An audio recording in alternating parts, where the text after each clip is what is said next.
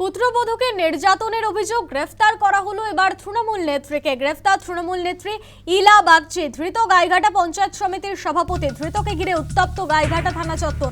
ডিম হাতে বিক্ষোভ বিজেপি কর্মীদের। পুত্রবধূকে নির্যাতনের অভিযোগে এবার গ্রেফতার করা হলো তৃণমূল নেত্রীকে।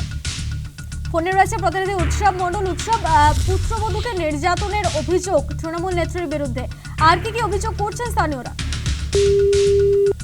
জানা যাচ্ছে যে এই এলা বাগচি তিনি গাইঘাটা পঞ্চায়েত সমিতির যেমন সভাপতি, অন্যদিকে বনগাঁ সাংগঠনিক জেলা তৃণমূল কংগ্রেসের মহিলা সভানেত্রী। তার বিরুদ্ধে যেটা অভিযোগ, তার পুত্রবধূ বলছেন 2022 সালে বিবাহ হওয়ার কিছুদিনের পর থেকে তাকে বিভিন্নভাবে অত্যাচার করা হতো, বা পণের দাবিতে পর্যন্ত তাদের অত্যাচার করা হতো, এবং সে একসময় তিনি বাড়ি ছেড়ে চলে আসেন। এবং তার পুত্রবধূর আরো অভিযোগ যে লাস্ট 15 তারিখে তাকে কিন্তু হামলা চালানো হয়েছিল, এবং সেই হামলার পিছনেও এলা বাগচি এবং জড়িত ছিলেন, এমনটাই কিন্তু তার পুত্রবধূ অভিযোগ করছেন।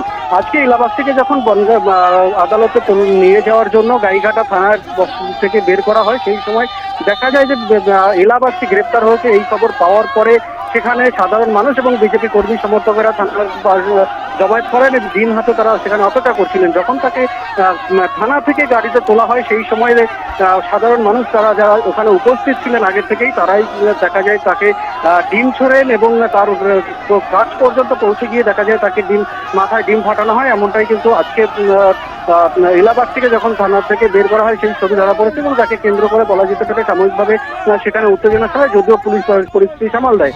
এলা বাগচির পুলিশ সূত্রে যেটা জানা যাচ্ছে, তাকে 7 দিনের পুলিশের হেফাজতে আজকে বনগাঁ মহকুমা আদালতে পাঠানো হয়েছে, এবং তার বিরুদ্ধে যে অভিযোগগুলি মূলত বধূ নির্যাতন এবং অ্যাটেম্পট টু মার্ডারের মতো ধারা কিন্তু রয়েছে, এমনটাই পুলিশ সূত্রে জানা যাচ্ছে। স্নেহা, ধন্যবাদ উৎসব।